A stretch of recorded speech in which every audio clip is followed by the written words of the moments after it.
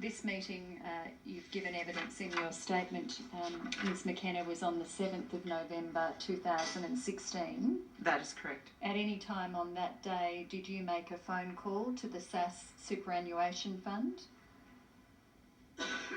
I'm sorry, could you repeat that? At any time on that day, on the 7th of November 2016, did you make a phone call to the SAS Superannuation Fund? Oh, no. And at any time on that day, did you make a phone call to the PSAP Superannuation Fund? No. All right. Now, you arranged to meet with Mr Henderson again in this meeting on the 12th of December? That is correct. And did you then receive an electronic calendar invitation from Henderson Maxwell inviting you to attend a meeting on that date that was described in the calendar invitation as a statement of advice presentation? SOA presentation. An SOA presentation. Did you understand that to mean a statement of advice presentation? I did. And you've annexed that calendar invitation to your statement as Exhibit 5? That was the first of two, identifying it as I should just explain that the meeting was rescheduled and the further invitation also used a descriptor of SOA presentation. So the meeting was later changed to the 14th of December rather than the 12th of December? That's correct. And on the 14th of December, did you again meet with Mr Henderson? I did meet with Mr Henderson on the 14th of December. And you took your son with you to this meeting? That is correct, as I had on with the first meeting. And had Mr Henderson prepared a statement of advice for you? When I went into the meeting, he first of all fiddled with a computer or a laptop for a moment and then projected something onto an overhead screen. I didn't actually have an advice at that stage. And was the projection on the screen a projection of a statement of advice? Yes, that's what I came to understand it to be. And did he also give you a hard copy of the statement of advice in that meeting? Yes, he did. And you've annexed a copy of that statement of advice to your statement as Exhibit 6.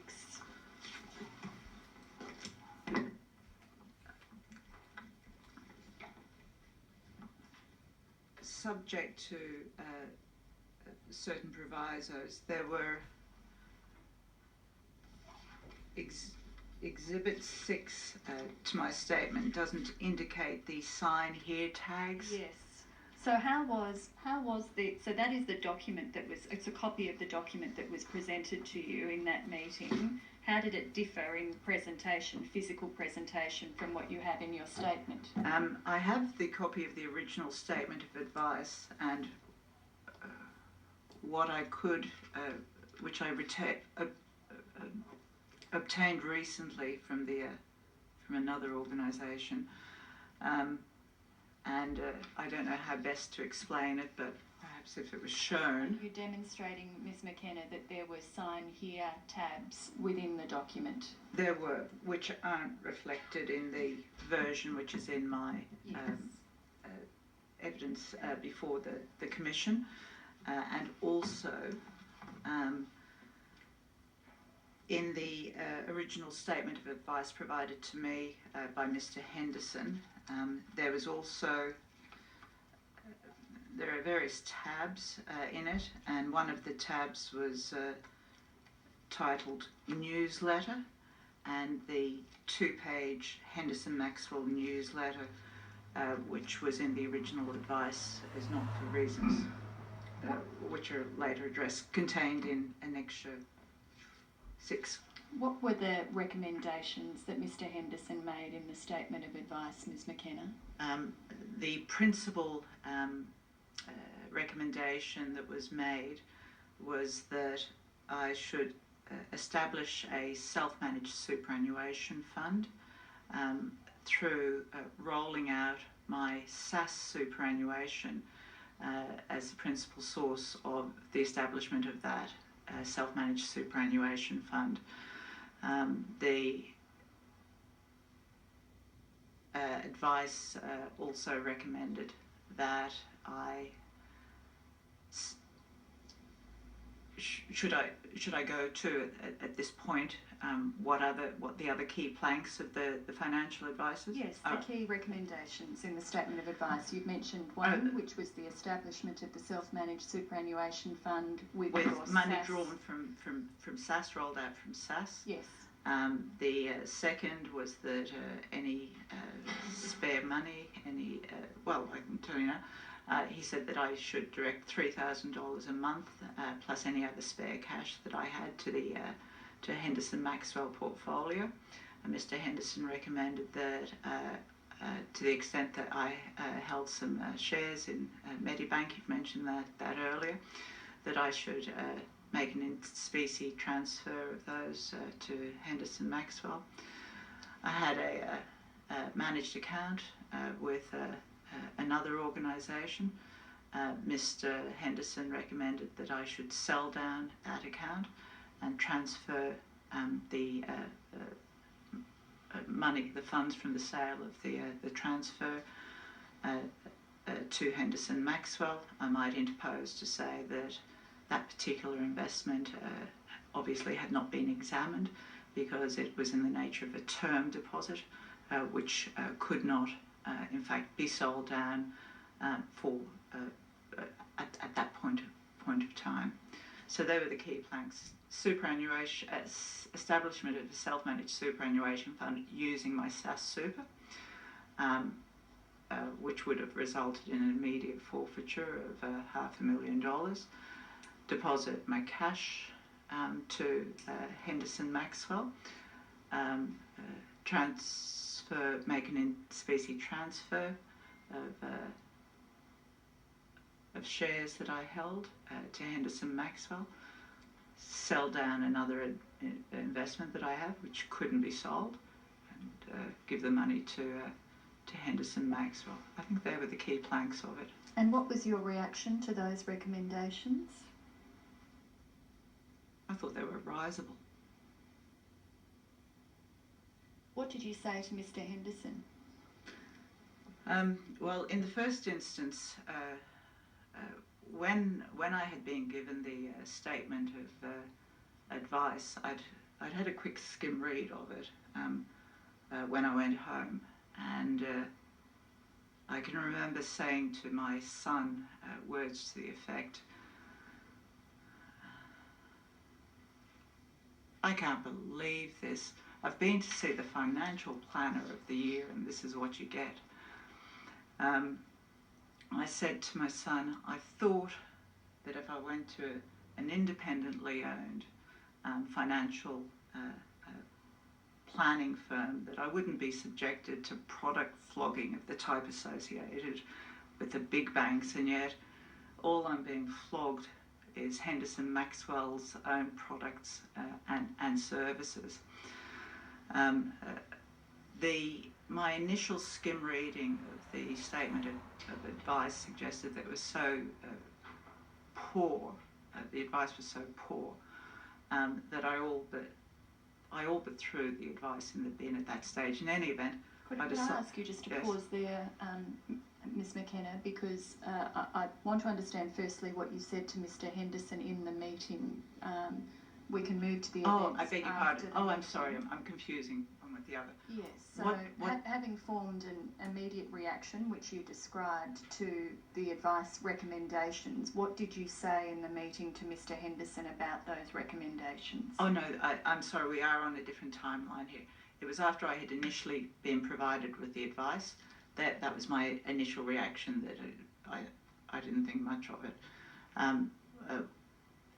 But I didn't look at it closely, I just put it away. On the eve of when I was next supposed to go back to see Mr. Henderson We'll come to that. I just want to finish discussing the meeting. Was there any discussion between you or your son with Mr. Henderson about the statement of advice in the meeting? Oh, at the second meeting, yes. I beg your pardon, at this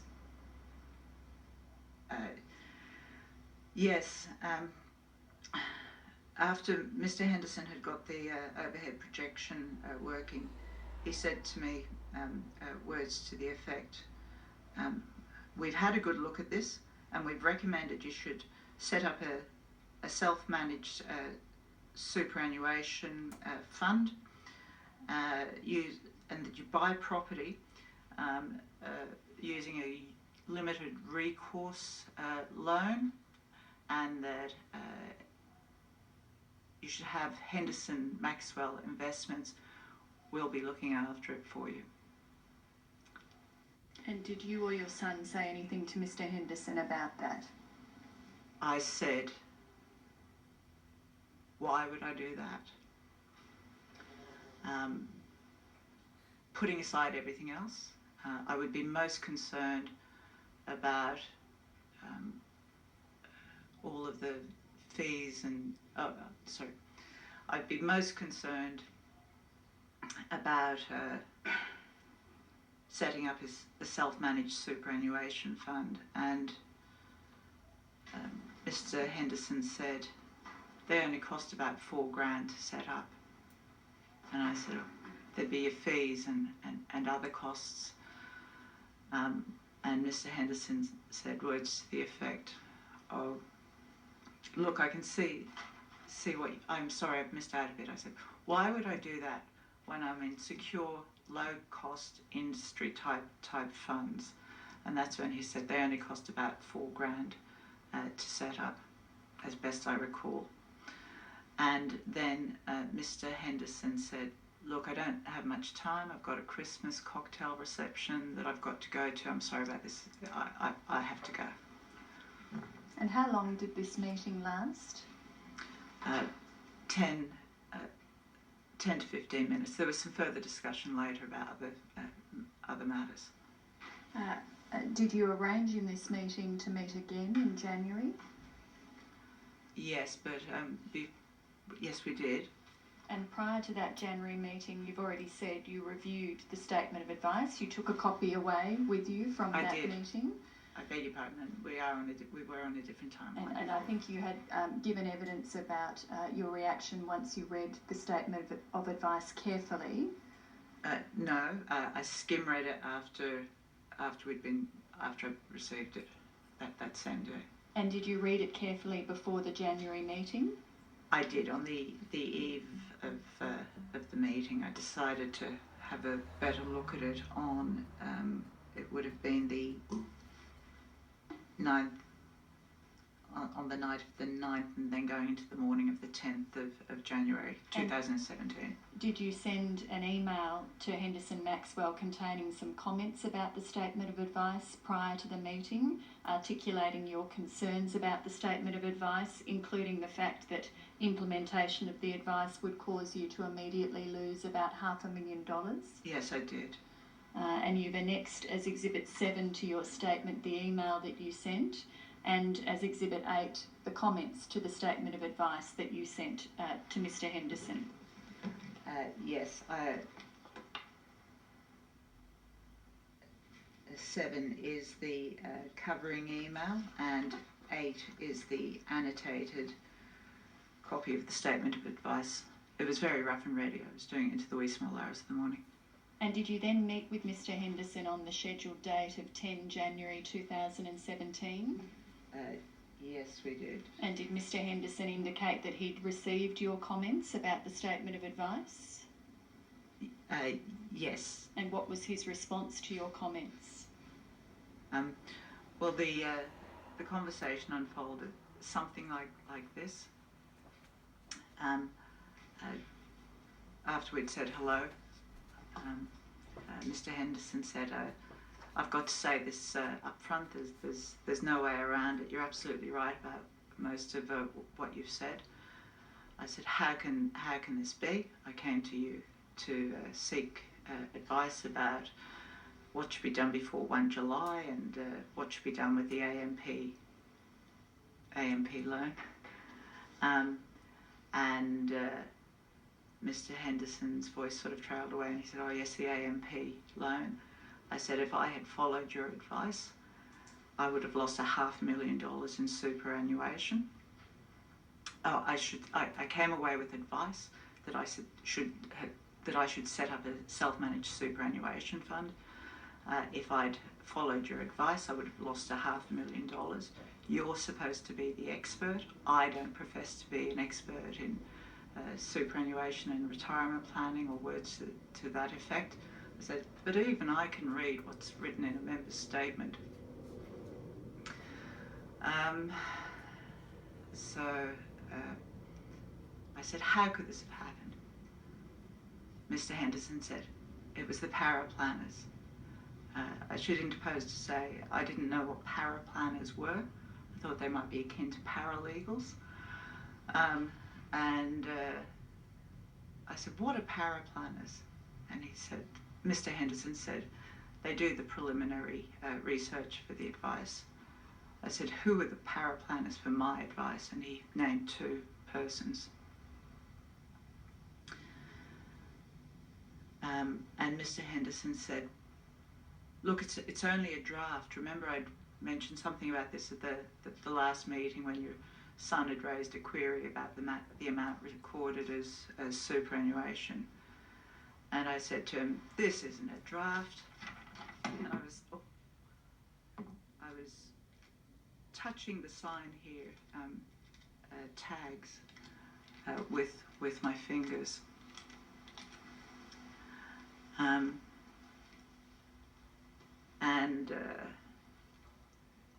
Mr. Henderson said, well, Donna, what do you want to do? And I said, Sam, well, what do you propose? And there was a bit of a delay. And then in an upbeat tone, he said to me, we can do it all when you turn 58. I've checked with your superannuation fund today. And I said, let me get this straight, just so I'm not misunderstanding anything here. If I had, the effect of your advice is that 1, I should set up a self-managed superannuation fund and direct my super to it, to be run by Henderson Maxwell. 2, I should sell my shares or transfer them to you and give any other cash that I have to Henderson Maxwell. And he said, yes, once we get a better handle on the cash flow. And I said, so you're saying I should essentially give all my money to Henderson Maxwell? And it was so disarming. He said, yes. And Mr. Henderson, there was just a silence. I was gobsmacked. It was so disarming.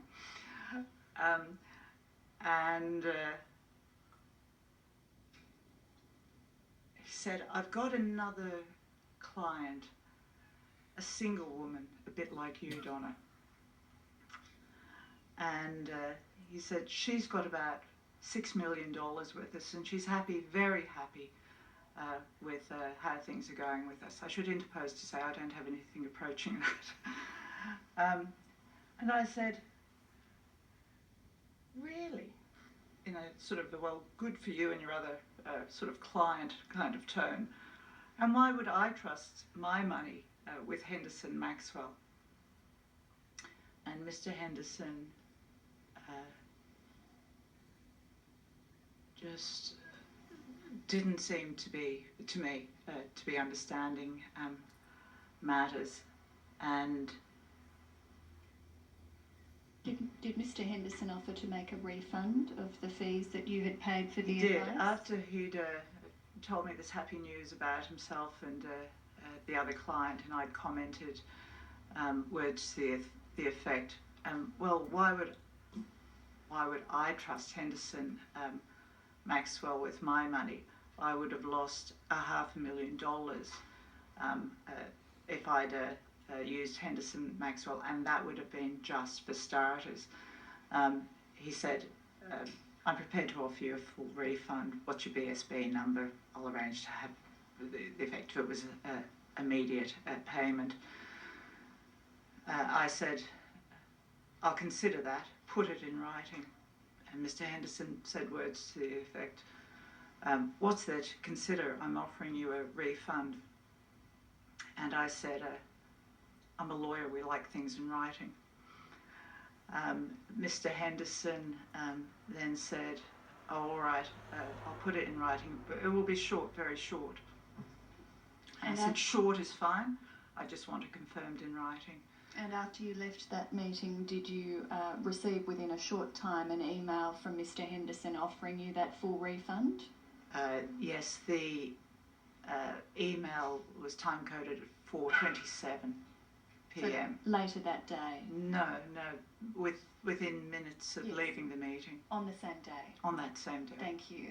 And at any time on that day, the 10th of January 2017, did you make a phone call to your SAS superannuation fund? No. And approximately a week later, did you make a written complaint to Henderson Maxwell? I made the written complaint on the 17th of January 2017, I believe. And did you subsequently provide Henderson Maxwell with bank details for the purpose of a refund of your fees? I did. And did you receive a written response from Mr. Henderson in response to your complaint? I did. I believe that was received on the 7th of February. And Mr. Henderson apologised for the advice that he provided in that letter to you? Among other matters. And he described the advice that you had received as clearly templated, rushed, inaccurate and imperfect? He did. And he referred to the fact that he'd now provided you with a refund for the advice fee? Yes. Did his response to your complaint also include a reference to your entitlement to take the matter to the Financial Ombudsman Service or to an industry body like the Financial Planning Association? It did. And did you subsequently make a complaint to the Financial Planning Association? I did. And you've annexed the written complaint that you made to your statement. And in the course of making that complaint, did you provide the FPA with a draft briefing note explaining what had occurred? The briefing note occurred much later. And did you make a formal witness statement to the FPA about these events? I did on the 29th of September, I believe. And were you told that Mr. Henderson had made a written response to the FPA? I was at some point. And did you ask to see a copy of that response? I did. Were you permitted to see a copy of that response? No, I was not. Have you today seen a copy of that response? No, I haven't. Were you told in the course of the FPA's investigation that the matter had been referred to their Conduct Review Commission? I was. And were you subsequently told that the matter had been set down for a hearing? I was. Were you given an opportunity to participate in the process of the Conduct Review Commission? None at all. And in February 2018, having made your complaint to the FPA in March 2017, were you given some information about the status of your complaint? Could you refresh my memory about what... No, could you re-ask the question as to what date that was, please? In February of this year, Ms McKenna, having made your complaint almost a year earlier, in March 2017, were you given some information by the FPA about the status of your complaint? Yes, I was. What were you told? I was told that, in effect, discussions were underway and that discussions had been commenced in December and that by then, February 2018, it appeared that those discussions were quite fruitful and the parties were close to reaching a resolution in relation to the matter, among other matters.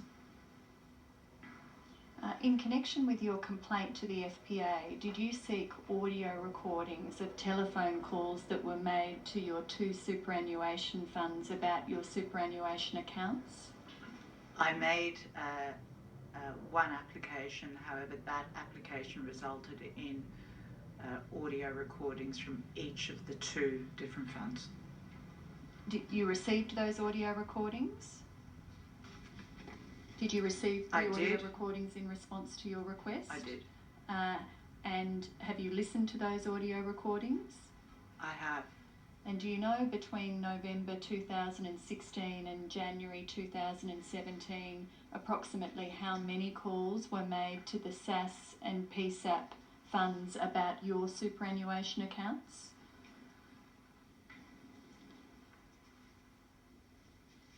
6, I believe, half a dozen or so. And how many of those calls did you make? None of them. And I have one final question, Ms. McKenna. Why have you decided to tell this story to the Royal Commission? If I could just preface that by saying I hold a statutory office, and I'm a semi-public person in that sense, and what has been set out in my material discloses a lot about my private life and matters of that nature which I would rather not have had aired. However, I considered it was my public duty to provide assistance to the Royal Commission in relation to the particular circumstances that I have encountered in relation to the financial advice that I received, and then my unhappy experiences also with the FPA. If I could say this, if someone with my educational and occupational background hits a wall when you endeavour to engage proper disciplinary processes, what hope would someone who does not have those type of occupational background and skills, what hope are other people going to have? It seems that it is going to take a Royal Commission so that I can find out what happened to my complaint before the FPA. Thank you, Ms. McKenna. I have no further questions. Thank you, Ms. Orr. Apart from you, Mr. Woods, for Henderson Maxwell, does any other party seek